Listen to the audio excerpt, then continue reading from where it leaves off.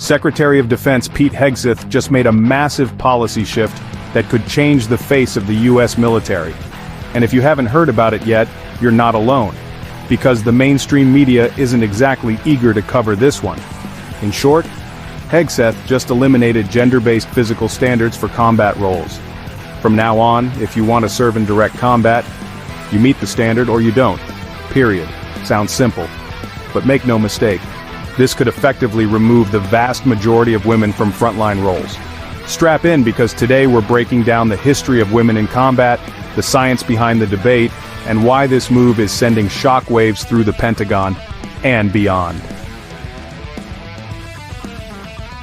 Here's the announcement itself, straight from Secretary Hegseth. Hey everybody, Pete Hegseth here. We're about to land in Washington, D.C. on our way back from Japan, where we've been meeting with the troops, talking to allies and partners, reestablishing deterrence in the Indo-Pacific.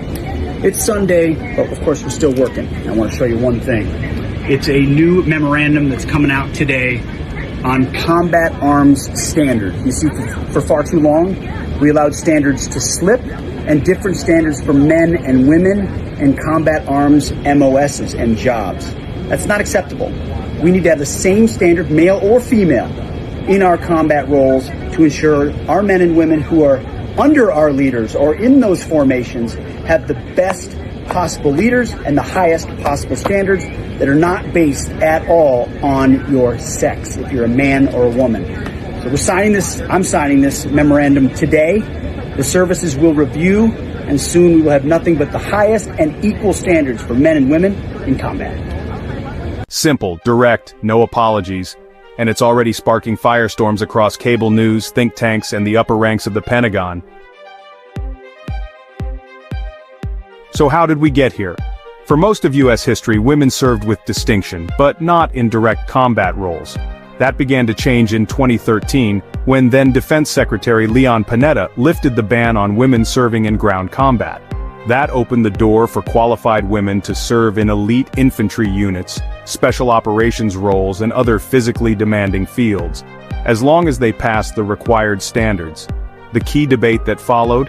Whether to adjust those standards for female candidates or hold one bar for everyone. By 2015, the Army, Marine Corps, and other branches began experimenting with integrated training programs, allowing female candidates into Ranger School and other elite courses. Some passed, most did not. To accommodate, gender-normed standards were adopted in many areas, meaning women were allowed lower physical thresholds for the same roles. The idea was to level the playing field, encourage recruitment, and reflect biological differences. Critics said that lowered the bar. Advocates said it expanded opportunity.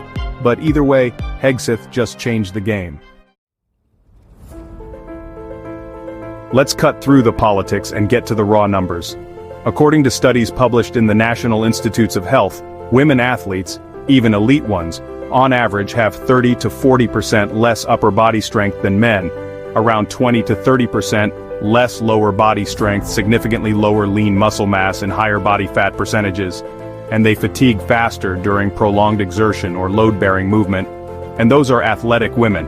In the general population, the gap is even wider. Now here's the kicker. The very existence of gender-normed standards admits the difference is real. If women could meet the male standard at the same rate, why create a separate track? It's not about sexism, it's about readiness. You're either physically able to perform the mission, or you're not. Some say the separate standards were never about lowering the bar, they were about fairness, about recognizing differences in male and female physiology and adjusting for them. But let's be honest, the battlefield isn't fair. The enemy doesn't care about equity.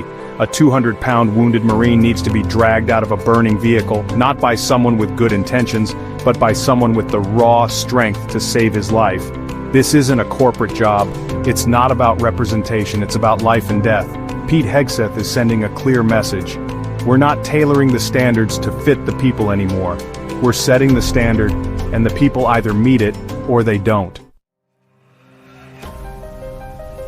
Now here's the genius of this policy shift.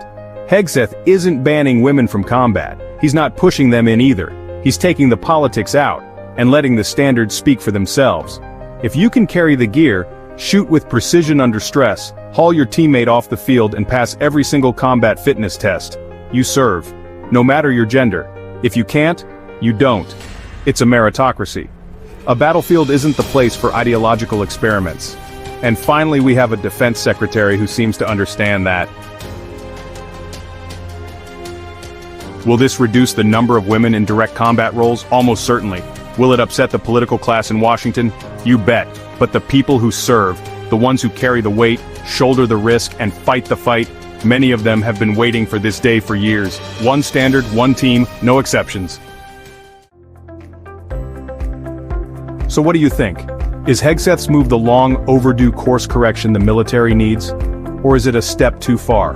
Sound off in the comments, and tell us what you think about gender-neutral combat standards. And if you're proud of a military that puts readiness over politics, then this is your channel. Like this video, subscribe to Veteran Spot, and share it with someone who still believes in standards, service, and strength. Stay sharp, stay strong, stay free.